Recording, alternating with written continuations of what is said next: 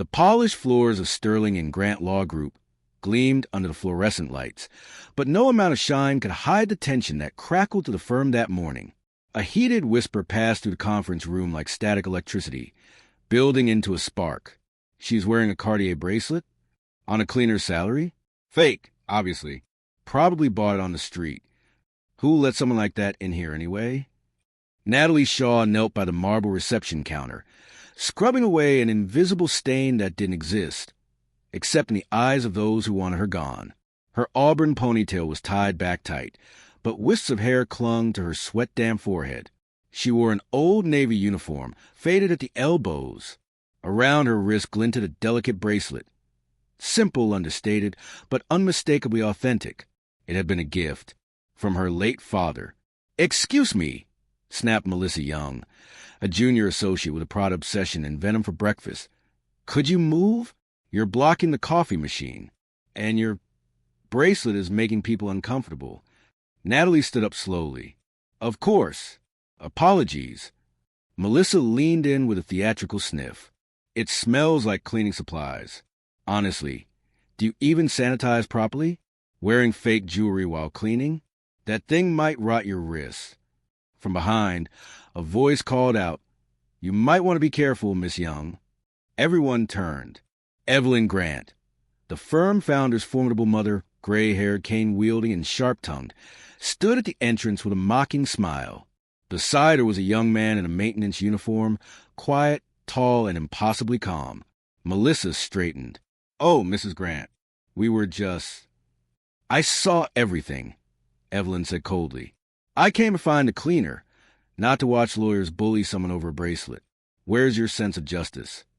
The room fell silent. Natalie blinked. "You were looking for me?" "Yes, and no," Evelyn replied. "Technically, I'm looking for a wife for my grandson. He just got back from abroad. And guess what? He's working here undercover." Murmurs buzzed again like a swarm of agitated bees. Melissa scoffed. "Are we filming a reality show now?" Natalie tried to step aside, but Evelyn hooked her arm with surprising strength. "Come along, dear. Walk with me. I'll take it slow." Natalie hesitated. "Ma'am, I'm just a cleaner." "Not to me," Evelyn said, smiling mischievously. "Besides, you just stood up to a pack of hyenas. That alone qualifies you as better than half the firm." As they walked down the hallway, the man in the maintenance uniform trailed behind them. Natalie glanced over her shoulder. He caught her gaze, then quickly looked away. Something about him felt familiar. That afternoon, Evelyn hobbled into the partners' lounge, uninvited and undeterred. "My grandson is joining the legal team today," she announced to the associates gathered around. "Please take care of him." "Name?" asked Victor Flynn, a sharp-featured criminal lawyer with a hint of jealousy already creeping in. "Christopher Grant," Evelyn said proudly, "but you can call him Chris." Victor choked on his espresso. "Chris Grant? As in Grant of Sterling and Grant?" Everyone turned to maintenance worker, now in a fitted black suit, crisp white shirt, and a burgundy tie. The same quiet young man who had walked behind Evelyn earlier. The same man who had silently fixed the printer 3 days ago. The same man who had offered Natalie a bottle of water during a fire drill. He smiled politely. "Pleasure to meet you all." Natalie, standing by the doorway with her mop in hand, nearly dropped the bucket. He had pretended to be one of them. Someone ordinary. Evelyn's voice rang out again, louder this time. "Oh, and one more thing. My grandson has never had a girlfriend. Too busy working. But he does have a type." "Let me guess," Melissa muttered. "Lawyers." Evelyn grinned. "Exactly. And lucky for him, this place is full of beautiful female lawyers." Natalie stepped back, hoping to escape the scene. But as she turned, she felt a gentle tug on her sleeve. It was Chris. "Thank you for helping my grandma earlier," he said. "I saw what happened." Natalie shook her head. Anyone would have done the same. "No," he said softly. "They wouldn't have. You reminded me of someone I used to know. Someone I never had the courage to stand up for." Their eyes met. It lasted just a second too long. "I'll see you around, Miss Shaw," he said, voice low. "And for the record, the bracelet suits you." Later that evening, as Natalie was finishing up, Melissa cornered her near the elevators. "You think you're clever, don't you? Playing the poor but noble act to get his attention." "I'm not playing anything," Natalie replied. "You're just a cleaner. You don't belong here." Natalie smiled faintly. "Criminal law, Article 234. Workplace bullying that causes physical or mental harm can constitute the crime of intentional injury. Just thought you should know." Melissa flinched. "What are you, some kind of princess?" "No," Natalie replied, "but I am someone who won't be stepped on again." The next morning, Grandma Evelyn fainted in the lobby. Gasps echoed. Paralegals ran. Natalie dropped everything and rushed over. "Grandma!" Chris was suddenly at her side. "Take it slow." "I'm fine," Evelyn muttered weakly. "But Natalie..." Natalie crouched beside her. "Yes, I might not have much time left," she whispered dramatically. "Promise me one thing before I pass away." Chris's expression turned to panic. "Grandma, what are you doing?" "Marry my grandson," Evelyn said, eyes twinkling. Natalie stared. "What?"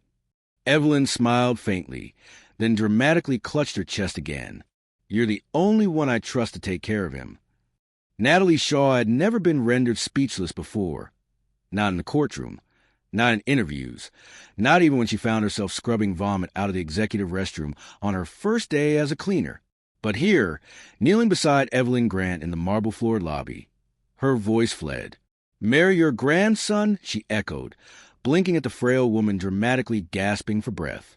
"Don't make an old woman beg," Evelyn wheezed, hand fluttering over her chest like a dying swan. "It's my last wish. Let me see my great-grandson before I go to the pearly gates." Chris knelt down beside her, alarm flashing in his eyes. "Grandma, stop it. You're not dying." "I'm on the edge of it," she groaned. "Don't deny an old woman's final request. You know I have a weak heart." "You were just dancing to Beyoncé last weekend," Chris muttered under his breath. Natalie tried to stand. "Ma'am, this is really not necessary. I'm not even..." "You're perfect," Evelyn interrupted with new energy. "Strong, kind, with a backbone sharper than the firm's fountain pens. And you stood up for me. That's enough." Natalie looked to Chris, silently pleading for intervention. But he was silent. Later that afternoon, in a small, perfumed sitting room above Evelyn's estate, Natalie sat rigidly on a velvet chair. On the table were two forms. Marriage registration certificates. "You're serious?" Natalie asked. Evelyn sipped from a china teacup. "Darling, life doesn't always offer second chances. You're a lawyer. You should understand the value of binding contracts. I thought this was a joke." "No," Evelyn said plainly. "This is strategy. My grandson's been dodging blind dates for 3 years. If I let him go free much longer, I'll never get to hold a baby. I'm not a pawn for inheritance warfare." "You're not," Evelyn said gently. "You're the queen." Natalie folded her arms. "What does your grandson think? He doesn't hate the idea.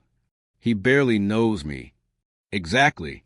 He's less likely to sabotage it," Evelyn winked. Just then, Chris walked in, dressed casually for once. Loafers, jeans, sleeves rolled up, not a trace of the cold. Elite lawyer demeanor he wore at the firm. "I assume Grandma's been talking your ear off," he said. "She just proposed to me," Natalie said flatly. Chris chuckled. "That sounds about right. And you're okay with this?" He shrugged. "It's temporary. She'll calm down in a few weeks. We file, we smile, we annul. No harm done." Natalie stared at him. "You really want to fake a marriage?" "I'm already faking an identity at work," he said. "What's one more lie?" Something in his voice made her pause. Beneath the relaxed posture and half-smile, she saw something else. Exhaustion. Maybe even a quiet kind of pain. "What do I get in return?" she asked, arms still folded. Chris blinked. "Excuse me? If I'm risking my name and future over a fake marriage, I want something in exchange." Chris raised a brow. "Such as..." "A chance to join your litigation team," she said. "I know I'm still just a cleaner to some people, but I've passed the bar, and I've won 2 regional mock trial championships. I just want a chance." He was quiet for a long moment. Then, deal. They signed the forms. 2 days later, Natalie walked into Sterling and Grant wearing the same worn uniform. But there was a quiet confidence in her stride. She was now Mrs. Grant. Not that anyone knew yet. Well, almost no one. Melissa was whispering furiously with Victor Flynn by the copier. She's been walking around like she owns the place lately. She thinks because Evelyn likes her, she has immunity, Victor sneered. She probably seduced Ethan Blake, Melissa added. He's been so weird lately. As Natalie passed by, she heard them. She said nothing. But inside, she fumed. The next week, the firm buzzed with a new announcement. Christopher Grant was officially forming his own internal litigation unit, selecting a handful of elite lawyers to handle high-profile arbitration and mergers. Everyone was scrambling to get on the short list. I heard he only accepts people with top 5 university credentials, Victor muttered. Melissa faked a laugh. Well, I heard he's recruiting based on chemistry. Natalie sat quietly in the break room, rereading her case prep. Chris walked in, glanced at her, then at Melissa and Victor, who immediately changed their posture. Natalie, he said, can I speak with you? Every head turned. She followed him to the private meeting room. He shut the door behind them. You're being watched, he said. I know, she replied. Your grandma's plan is working too well. I need to ask you something. He hesitated. If this gets out, if people know we're married, would you be okay with that? Natalie blinked. Wasn't the whole point to hide it? Chris looked troubled. Things are moving faster than I expected. And Grandma, what about her? She filed the certificate already. We're legally married. Natalie dropped her pen. Excuse me? Chris exhaled. I thought it was symbolic. She used my ID copy and your signature from the mock registration. Turns out she wasn't bluffing. Natalie's face went pale. You're saying this isn't fake anymore? Chris leaned on the table. Only if you wanted to be real. Plot twist unveiled. Natalie left the office early that night, needing air. As she passed the empty reception, she heard Ethan Blake on the phone in the corner. His voice was low, urgent. I'm telling you, Chris is hiding something. He's not just expanding the firm. There's a trust clause involved. If he marries before 30, he unlocks full control. Natalie froze behind a wall. Ethan continued. He's using that girl, Natalie, just to activate the clause. Classic move. Probably annul it after. That bracelet story? He planted that. All of it. Natalie backed away, heart pounding. Was she being used? Had she just walked into $1 billion legal setup? Natalie stood alone in her apartment, staring at her reflection in the mirror. The Cartier bracelet on her wrist glinted under the warm lights, its once sentimental shine now a mocking flash. Her heart pounded, not from excitement but confusion. A legal marriage. Evelyn had filed the real documents behind their backs. And now Chris, her husband, was the rumored heir to a trust clause that gave him full control of Sterling and Grant upon marriage. If Ethan Blake's conversation was right, then she was just a pawn, a convenient loophole in a contract. She unclasped the bracelet slowly. Her late father had given it to her with a simple line. Only wear this when you found something real. She had worn it to remind herself of his belief in her.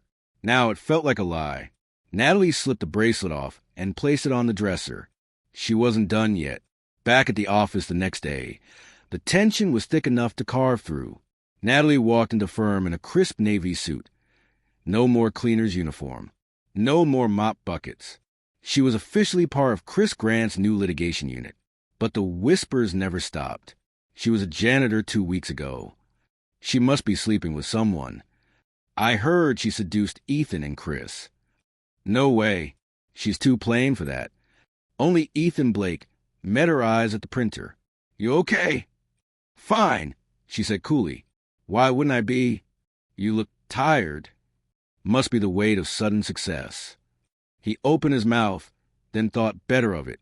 Ethan, she said before walking off, I hope you're as loyal as you pretend to be.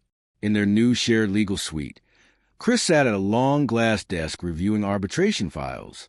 He didn't look up when Natalie entered. You're early, he said. I had a long night. He glanced up, noting the tightness in her expression. "I heard the wedding certificate is legally binding," she said. Chris nodded. "It is. And your inheritance is tied to that certificate?" His hand paused over the page. She pressed on. "So, was I just part of the strategy?" Chris's jaw tightened. "Where did you hear that?" She laughed bitterly. "Does it matter? You didn't deny it." "I never lied to you," he said firmly. "Yes, the clause exists. But I didn't marry you for the money." "Then why?" Chris hesitated. "Because you were real," he said finally. "Because you didn't care about who I was, and I thought maybe that's what I needed." "You're right," she said. "I didn't care who you were. But now I do." She grabbed a folder and turned to leave. "Natalie." "What?" Chris stood up. "You think I'm cold, calculated. Maybe I am. But don't mistake silence for indifference. I didn't know how to tell you, because I'm not used to needing anyone." Natalie's breath caught. She left without another word. That afternoon, a mandatory firm meeting was announced. A surprise inspection by the Board of Trustees. Every lawyer was expected to submit an internal ethics statement and present a case portfolio. Chris's unit was under special scrutiny. Rumors of favoritism and inappropriate promotions were bubbling outside the firm. Chris approached Natalie's desk. "The board may question your promotion." "I figured. I can protect you," he offered. "No," she said flatly. "I'll protect myself. I got into law to fight my own battles, remember?" He nodded, though a flicker of something unreadable passed through his eyes. As Natalie printed out her case statements, a flash drive slid off the printer tray. She picked it up, frowning. It wasn't hers. Curious, she plugged it into her laptop. Her eyes widened. Dozens of files. Names. Transfer records. Backdoor hiring emails.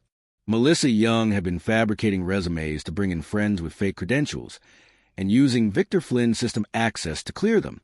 Worse, they had tried to pin the anomalies on Natalie. One email read, "Blame the newbie lawyer. She's an easy scapegoat." Her heart pounded. They had framed her once before. They were trying again. Plot twist deepens. Natalie printed every file, secured the flash drive, and slid it into her pocket. But before she could report it, she ran into Vivian Moore, the polished, elegant white moonlight of Chris Grant's past, who had just returned from Paris. Vivian leaned against the wall with a smile too rehearsed. "Nice suit," she said, eyes raking over Natalie. "Did the cleaning department get a raise?" "I'm sorry, do we know each other?" Natalie replied, "Not officially, but you're Natalie Shaw, the woman who married Christopher Grant in a secret courthouse ceremony." Natalie stiffened. "So, you know." "I do. I also know it was rushed. Very informal." Vivian tilted her head. "You know, I wore a white Valentino gown to my engagement dinner with Chris." "That's funny," Natalie said. "I wore gloves to scrub his floors. And somehow I still got the ring." Vivian's smile cracked. "You won't last," she hissed. "You're not from his world." "I don't have to be," Natalie replied. "I just have to be in his heart." Vivian glared. "You're just a phase." "And you," Natalie said calmly, "are just a page in his past." Natalie turned and walked away, unaware that Chris had been standing just around the corner, watching everything. That night, Chris found her sitting alone in the firm's library, scanning pages of civil code and sipping stale coffee. "You know," he said softly, "I always imagined I'd marry someone like Vivian, someone perfect on paper. But you tore the paper to pieces." Natalie didn't look up. "Was that a compliment?" "I think so." She slid a folder toward him. "These are the documents proving who really tried to frame me. Melissa and Victor." Chris opened the folder and swore under his breath. "I'll handle this," he said. "No," she replied. "I will. Let the board see who I really am." Chris hesitated. "And what about us?" Natalie stood, brushing invisible lint from her suit. "You want to be a legend in law, Chris? Then fight like one. For your name. For this firm." She paused at the door. "And if you ever want to fight for me, I won't make it easy." The buzz in Sterling and Grant Law Group was almost electric. Whispers chased footsteps down the corridors. Voices dipped with awe and envy. Did you see her necklace? The heart of the ocean, 200 million. Chris Grant bought it for her in Paris himself. So that must be his real wife. She's elegance incarnate. Poor Natalie. Natalie adjusted her collar as she passed the break room. Heads turned, some in pity, others in quiet triumph. She didn't flinch, but inside, she felt like her stomach had caved in. Vivian Moore had arrived. Not quietly, not politely. With her came press whispers, a fresh marketing deal, and an aura of ownership, as if she had come to reclaim what had been accidentally loaned to someone beneath her. She waltzed through the firm wearing the ocean blue diamond that now shimmered under the chandelier lights. The heart of the ocean. Rumor had it Chris had won it at an elite Paris auction, just days before Vivian's return. Natalie hadn't received any such gift, and now everyone was wondering aloud who really belonged at Christopher Grant's side. Natalie, came Evelyn's voice that evening, over a slice of lemon cake and chamomile tea. You're sulking. I'm thinking, Natalie murmured. You're thinking about that necklace, aren't you? Natalie tried to smile, only wondering if it was insured. Evelyn leaned in. Do you really think my grandson would spend 200 million on a stone for someone he doesn't love? Natalie stared. Wouldn't he? Evelyn snorted. He's a lot of things, but frivolous isn't one of them. If he bought it, he had a reason that wears diamonds better than I do. A reason that isn't what it seems, Evelyn said, her eyes narrowing. And you, young lady, are starting to act like the courtroom isn't your battlefield anymore. Natalie exhaled. Then I guess I'll fight. Later that night, while the firm emptied out, Natalie lingered in the executive suite. She had to print her documents again. Somehow her previous files had been corrupted. Coincidence, of course. As she waited for the printer to restart, a soft clink echoed under her shoe. A silver key. She bent down. Attached it was a tag. Office 12C, C. Grant. Chris's private office. Natalie blinked. The doors to Office 12C were always locked. No one went in but Chris, not even the cleaning staff. Something inside her told her to walk away, but something stronger told her to open it. The key slid smoothly into the lock. The door opened. Chris's office was cleaner than expected. Bookshelves in neat rows, files alphabetized, and one large mahogany desk at the center. Natalie stepped in slowly, drawn by something she couldn't name. Then she saw it. A glass display case tucked behind the desk. Inside sat the heart of the ocean necklace, still in its velvet case, still untouched. Natalie froze. If the necklace was here, then what was Vivian wearing? A fake? Why? Suddenly, the door creaked behind her. Chris. His eyes widened when he saw her. Natalie? She straightened. I found your key. It was near the printer. He walked in slowly, his gaze flicking to the display case. So you saw it. You never gave it to her, Natalie said quietly. Vivian. No, he said, because I bought it for someone else. Who? Chris didn't speak. He reached into the drawer and pulled out a small red envelope. Inside was a card. Natalie recognized her own handwriting on the front. A thank you note she had once left anonymously after Evelyn's fainting incident.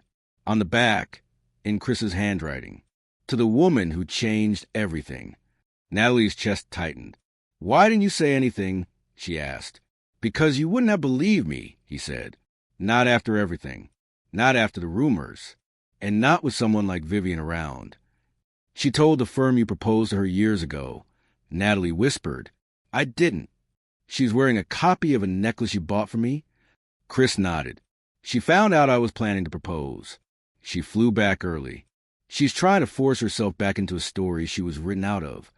Natalie stared at him. You were going to propose to me? Chris held her gaze. Still am. If you'll let me. Natalie's throat caught. You're unbelievable. You married me first. Under false pretenses. I never said why I agreed, he said. You just assumed. Suddenly, a flash from outside the office. The door burst open. Melissa Young stood with a security guard and Vivian, both looking triumphant. "She broke into your office," Melissa said, delighted. "Vivian told me. We caught her red-handed." Natalie stepped back. "This isn't..." Vivian held up her phone. "I recorded it all. We'll send it to the board." Natalie Shaw, breaking and entering, leaking sensitive materials. "Again." Chris's voice cut through the chaos. "She's my wife." Silence. Vivian paled. Melissa's mouth opened. Chris turned to Natalie. "Should I tell them, or would you like the honor?" Natalie stepped forward. "Christopher and I were married legally 3 weeks ago. Grandma Evelyn filed a certificate. We just didn't tell anyone, because we didn't owe anyone an explanation." Melissa gasped. Vivian stumbled backward. "No," Vivian whispered. "That can't be true." "Oh, it's very true," came Evelyn's voice as she appeared behind them, flanked by 2 board trustees and a camera crew. "And I've had enough of people questioning my granddaughter-in-law's worth." Chris took Natalie's hand. "You wanted drama, Vivian? This is legal theater." Vivian turned on her heel and fled. Melissa followed her without a word. The trustees turned to Evelyn. "We'll be addressing this privately." Evelyn beamed. "Do. And while you're at it, look into those false resumes your junior associate submitted." Chris turned to Natalie. "You okay?" "I'm fine," she said, smiling faintly. "But I'm still not wearing that necklace." Chris grinned. "Then I'll find something better." Revealed. The next day, the news broke. Vivian Moore exposed for jewelry fraud, slandering legal wife of Christopher Grant. Heart of the Ocean was never in her possession. Her necklace? A replica. Natalie's name trended across the firm and the legal blogs. She had gone from cleaner to lawyer to Mrs. Grant, and the world had just begun to notice. The tension in the air at Sterling and Grant could have sliced through steel. No one was smiling, not even Melissa Young, whose smirk had become her signature. Now, she walked briskly past the cubicles with her phone glued to her hand and sweat shining on her forehead. Something big had happened. Natalie Shaw stepped into the office's main lobby and immediately felt eyes darting toward her like arrows. Chris was waiting in their shared suite, his expression unreadable. "What's going on?" she asked. He handed her a sealed envelope. "The board received an anonymous complaint this morning." Natalie opened it. Inside were screenshots of confidential documents, high-profile merger contracts, red-stamped and watermarked, marked top secret. The metadata showed they had been accessed under her login ID. "I never opened these," she said immediately. "I know," Chris replied. "But there's more." He handed her a USB stick. On it was a leaked file detailing the Wong Group merger, one of the firm's most guarded agreements. The headline from the morning's financial paper flashed across the screen. "Wong Group merger compromise, Sterling and Grant accused of breach." Natalie went pale. "I didn't do this," she said, almost to herself. Chris nodded. "I believe you. But the board won't," she added. "They've already suspended you pending investigation," he said quietly. "And you'll be expected to pay restitution if proven liable." "Restitution?" Natalie gasped. "They'll bankrupt me." Chris looked her in the eye. "That's why I need you to leave, just for now. Let me handle this." "No," she said. "I'm not going to vanish like some criminal. I've worked too hard for this." "Natalie, they're ready to hang someone," he said, his voice sharp. "And you're the easiest target." "Then let them try," she replied, standing tall. "But I'm not walking out." Later that day, Natalie sat alone in the library, pouring through the firm's security protocols. She remembered the flash drive she had used earlier, the one with the evidence against Melissa and Victor. Had they planted something? Were they retaliating? Just then, Ethan Blake entered. He looked exhausted, pale, and conflicted. "I need to tell you something," he said, closing the door behind him. "But you didn't hear it from me." "I'm listening." "Melissa and Victor accessed your terminal after hours. I saw it with my own eyes 2 nights ago. They use an override passcode." "Then why didn't you report it?"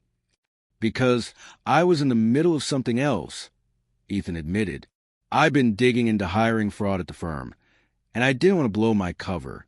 Natalie exhaled. You have proof. I have a copy of their login timestamps and security camera footage, though Melissa claimed the footage was corrupted. You kept backups?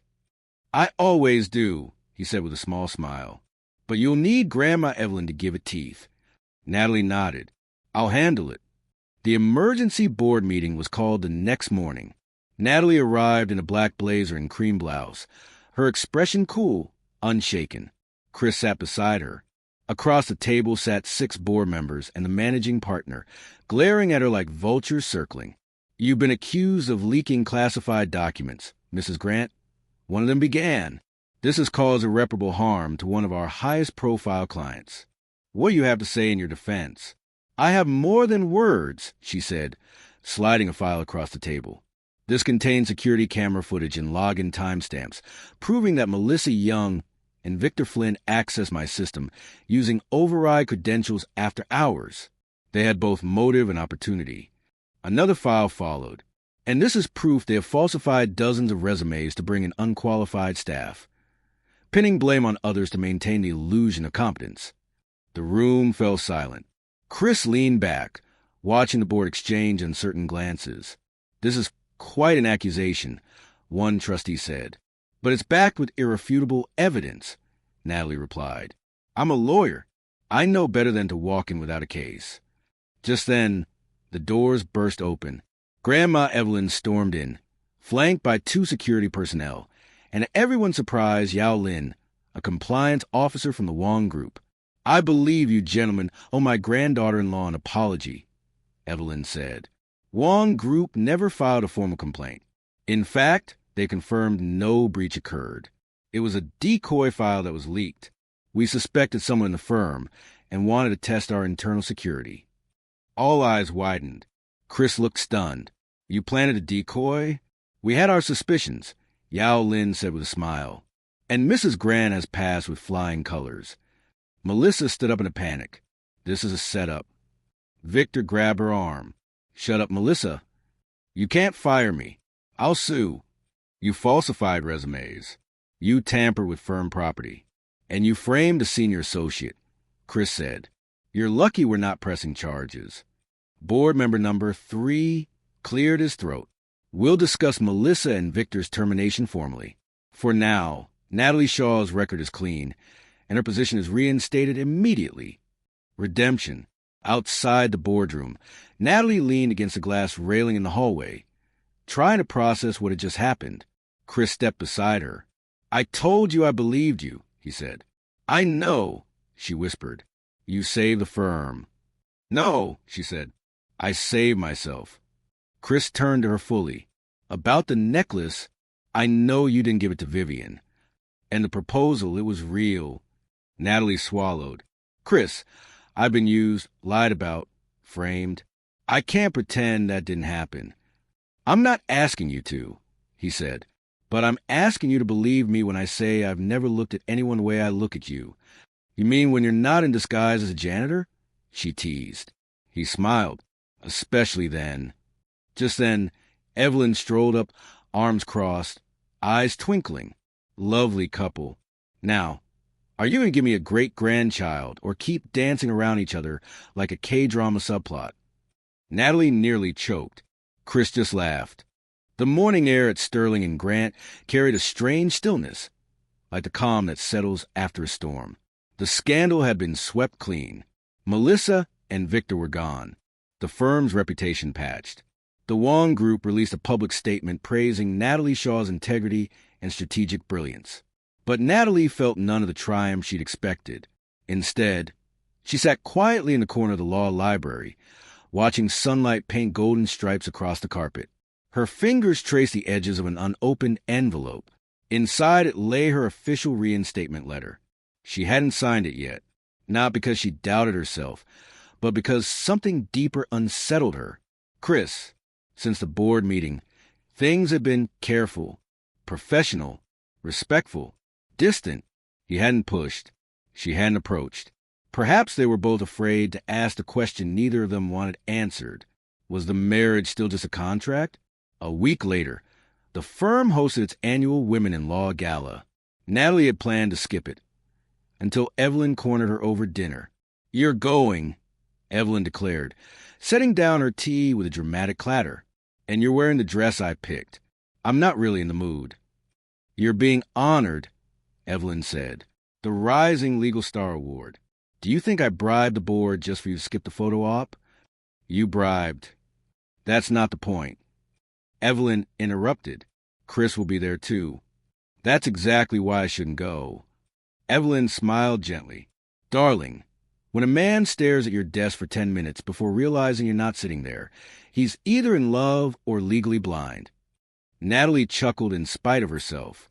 At the gala, Natalie descended the grand staircase in a fitted midnight blue gown with pearl detailing. Elegant but understated. Every head turned. Every camera flash seemed to pause on her. Chris stood near the podium, mid-conversation with board members, dressed in a sharp tuxedo. He saw her. Everything around him faded. He excused himself without finishing his sentence and walked straight to her. "You look—" He couldn't even finish. "So do you," she said softly. There was a long silence between them. "You never signed a reinstatement letter," he said. "I've been waiting for something." He studied her. "What?" "A reason to believe that this marriage wasn't just strategy. That you didn't just marry me to beat some trust clause or win a power move." He exhaled. "I deserve that." Natalie glanced around. "Why here, Chris? Why now?" "Because I can't wait anymore." He pulled a velvet box from his pocket and opened it. The heart of the ocean glistened in the light, but attached to it was a diamond ring, inset into the clasp, perfectly nestled within the folds of the necklace. This time, no grandmother schemes, no courtroom pressure, no fake fainting. Just me asking you. He stepped closer. "Natalie Shaw, will you marry me for real this time?" Natalie's breath caught. "You're already my husband," she whispered. "Then let me be your partner too," he replied. "In life, in love, in everything." Tears pooled in her eyes, but she nodded. "Yes." The crowd behind them erupted in cheers. Evelyn screamed from the second row. "Finally!" Months passed. The firm had never been stronger. Natalie now co-led the litigation unit alongside Chris and was known as the sharpest rising name in corporate law. Evelyn's favorite activity had shifted from matchmaking to wedding planning, and she had spared no expense. But nothing topped the day Natalie walked into her doctor's office complaining of fatigue and stomach cramps. "Just stress," she said casually. The doctor raised an eyebrow. "You sure about that?" An ultrasound later, Natalie sat stunned, gripping a tiny photo of what looked like a peanut. She waited in the car, still staring at it, until Chris climbed in beside her. "Why did you call me here?" he asked. She handed him the ultrasound. He blinked, then blinked again. Is this real?" "Unless your grandmother forged a fetal scan," she said with a teary laugh. Chris stared at the photo, like it held the secret to the universe. "You're going to be a dad, Chris." He looked at her with so much wonder she nearly cried again. "Are you scared?" she asked. "No," he said. "I'm honored." 9 months later, Grandma Evelyn sat beside the hospital bed, holding a chubby baby girl wrapped in pink. "Named her after me, didn't you?" she grinned proudly. "Her name is Eliana," Natalie corrected. "Which means what?" "God has answered." Evelyn sniffed. "Close enough." Chris stood behind them, arms folded, smiling. "You were right, Grandma." "About what?" "You said I needed someone to bring fire into my life." Evelyn laughed. That was before she took over firm and house. Natalie smiled, tired but content. "That's called being efficient." Evelyn beamed. "You walked into this firm in a cleaner's uniform and left it in pearls and power. I always knew you were one of us." Natalie looked down at her daughter. "No, I'm not one of you. I'm something better." She looked up at Chris. "I'm who I was meant to become, with the right person beside me." Chris leaned down and kissed her forehead. "I'll always be beside you." At the next Women in Law conference, a surprise announcement sent waves through the legal world. The Grant Shaw Foundation for Justice, founded by Christopher and Natalie Grant to fund education, career mentorship, and legal support for women from underprivileged backgrounds. Among the first recipients, a teenage girl named Camila, who had once been a janitor's daughter, just like Natalie. As the cameras clicked and applause echoed through the chamber, Natalie smiled and took the stage, holding her daughter in one arm and her husband's hand in the other.